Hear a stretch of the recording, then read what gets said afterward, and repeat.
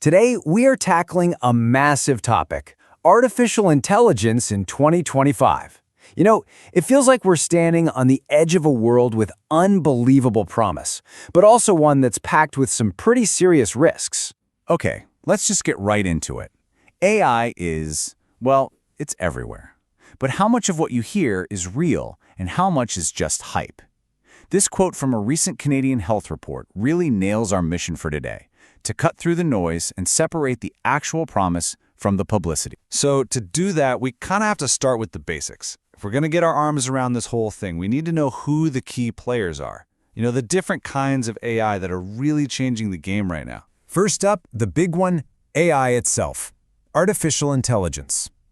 You know, at its heart, it's really just about building computer programs that can do stuff that, for the longest time, we thought only humans could do.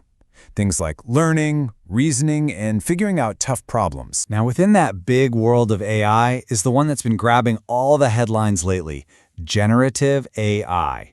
This is the magic behind tools like ChatGPT or DALL-E. It doesn't just analyze data, it actually learns from it to create something totally new. Text, images, music, you name it. It's like AI is a creative part. So, while generative AI is changing what AI can do, there's this other, quieter revolution changing where it happens, and that's Edge AI. The idea here is simple but huge. Instead of processing everything in some giant faraway cloud server, you do it right on the device itself. It's all about making intelligence instant and local. And here's a great way to picture that shift. For years, everything got sent up to the cloud, which could be slow and clunky. Now, the intelligence is moving down to the edge, to the camera, the car, the sensor, and the result? Way faster, much more private, and frankly, more reliable decisions happening right where the action is. All right, so we've met the team: AI, generative AI, and Edge AI. Now for the really cool part. Let's talk about the promise. What incredible, tangible things can these technologies actually do for us right now? That same Canadian report zeroed in on 5 areas in healthcare where AI is set to make a massive difference. We're talking everything from getting rid of mind-numbing paperwork to literally saving lives through better diagnostics. The potential here is just enormous. Let's just zoom in on one of those: note-taking. It sounds kind of simple, maybe even a little boring, right? But look at this number. One study found that AI scribes, these tools that just listen to and summarize patient conversations, save doctors an average of 3 hours a week. 3 hours. Think about what that actually means for a doctor or a nurse who's already completely burned out. This isn't just a nice little efficiency boost, it is a game changer. It means less time on paperwork and more time and energy to focus on you, the patient. And hey, this isn't just a healthcare story. Not by a long shot. The whole market for Edge AI is absolutely exploding. I mean, look at these projections. From about $17 billion in 2023 to a predicted $143 billion by 2034. That's not just growth, that's a rocket ship. And that's the money that's going to power intelligence in pretty much everything we touch. And this is what that explosion looks like in the real world. We're talking about intelligence moving right into the guts of our devices, into the industrial cameras watching a factory line, into the tiny chips that power our cars. It's all becoming smarter, faster, and more independent. But you knew there was a but, right? All of this incredible power comes with some equally incredible challenges that we absolutely have to face. And that brings us to the flip side of this coin, the peril. So, with all this great power comes what exactly? What's the catch? What are the big, scary risks that could totally derail this amazing AI future we've been talking about? Well, that same report that was so optimistic about the promise also laid out these 5 critical problems. And even though they're framed here for healthcare, trust me, these questions apply to AI everywhere.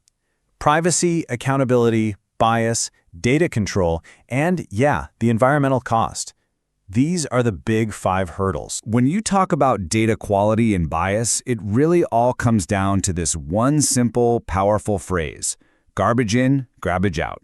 It's one of the oldest rules in computing, and for AI, it's more true than ever.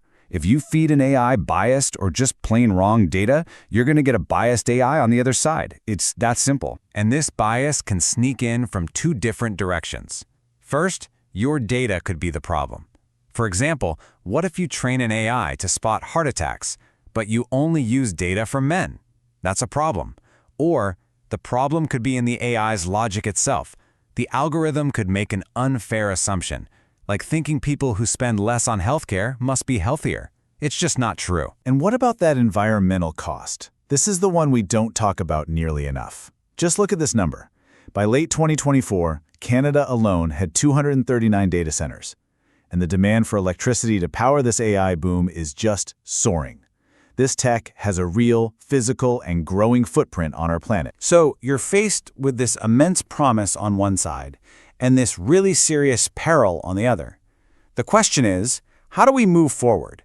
What does the right path even look like? Well, the good news is some very smart people are already working on technical fixes.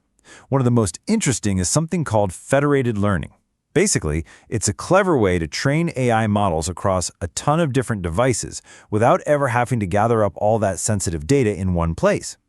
It's a way to get the smarts without sacrificing the privacy. But tech alone is not going to solve this. At the end of the day, it comes down to us. We have to build the guardrails, the rules of the road.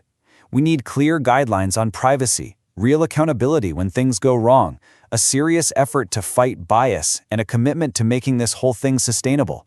And we have to build this stuff in from the start, not just tack it on as an afterthought. And this really brings it all home. The final thought from that Canadian report is both a warning and a serious call to action. They say the widespread use of AI is inevitable. It's coming, whether our systems are ready for it or not. So it all boils down to this one question for all of us. AI is here. That's a fact. Its use is inevitable. So the choice isn't if we'll use it, but how.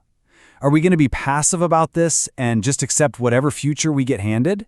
Or are we going to be active architects and deliberately build the AI future we actually want? The choice really is ours to make.